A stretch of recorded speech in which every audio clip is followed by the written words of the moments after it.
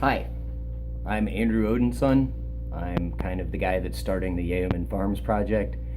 You may have seen the GoFundMe for our down payment fundraiser, or as we're calling it, a Farmraiser, floating around. So I thought I'd get a video out so you could see one of the main people that's behind trying to get this thing going and explain to you in a quick and concise manner what we're trying to do. So I've been in food and farm for 12, 15 years now. I'm 33 years old, and I found the opportunity to get on a 40-acre property at a decent elevation that is between two national parks. Financially, we're able to support the land payments and the development by keeping our day jobs and moving things along, and we're trying to use the fundraiser in order to get the down payment monies as well as a little bit of the balloon payment and the legal fees and the paperwork covered in order to secure the contract to find a home for Yeoman Farms. What is Yeoman Farms? It's my way of addressing getting a lot of us that are disconnected from the basics, food, water, shelter, back into a connection that both works with the modern world as well as corrects some of the issues that a lot of the younger working generations may be having. Finding meaningful work rather than a day job that doesn't mean much to them other than trying to find a means of survival. The ways that we're looking at doing this are aggressive composting, and when I say aggressive, it doesn't mean we're angrily going to be out shoveling shit. It means that we're going to actually be taking, say, tree clippings from other areas when they come through to do power line work, that we'll be approaching coffee shops and restaurants in order to eliminate food waste in California from ending up in the landfill. And we'll be using these in order to build soil, because if you keep track of what's been going on in monoculture, modern day farming at a large scale, we are turning soil into dead sand. It has no nutrients, no living bacteria that produce healthy soil in order to support agriculture. So we're kind of taking a three-trine poke at this, and we're going to do aggressive composting. We're going to do edible agroforestry, which is the same thing as a food forest. You build multiple layers like a forest exists with brush, ground cover, trees, vines, etc. Only you pick the plants that live together and work them all together in a way with intermittent plantings as they develop.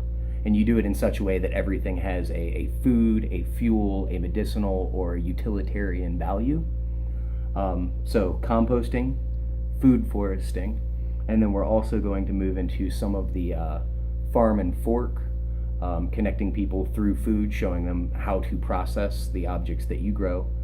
And there's a slight art farm component. Once we actually have the infrastructure and the buildings developed on this property, we will actually offer a 1 month, a 3 month, and a 6 month art residency, so that we'll be able to provide people with some basic tools.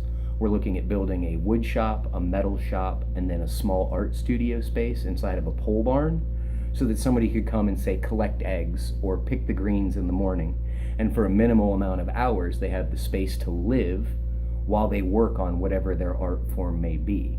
We'll be doing that basically through an application process in order to screen out people that may or may not be familiar with farm work, as well as people that are really committed to whatever art or craft they're in.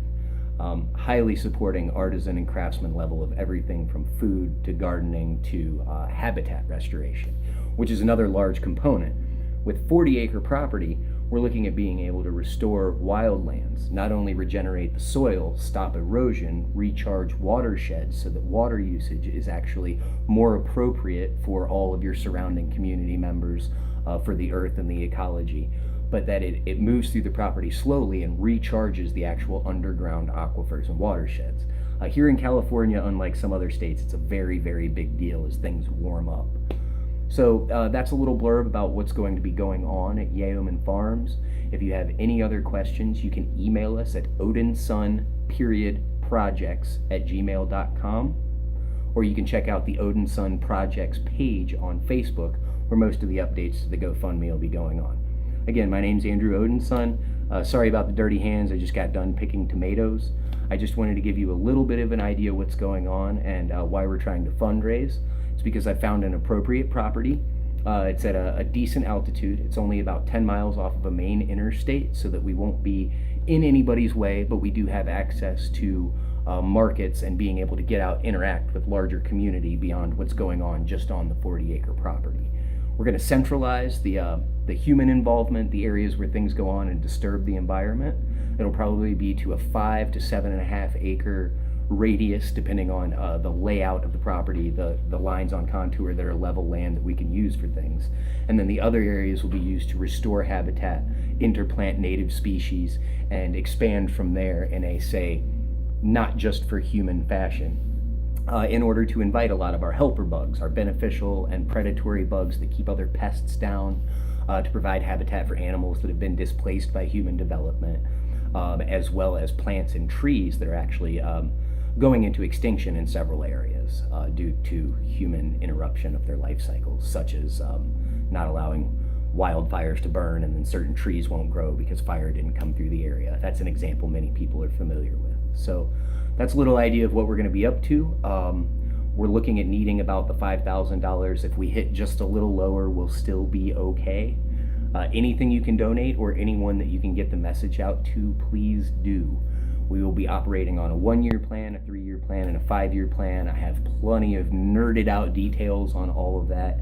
And again, if you want to know, give us an email or a message at the Odin Son Projects page, and I will follow up and give you detailed answers. So thank you for all of your help, and please keep donating.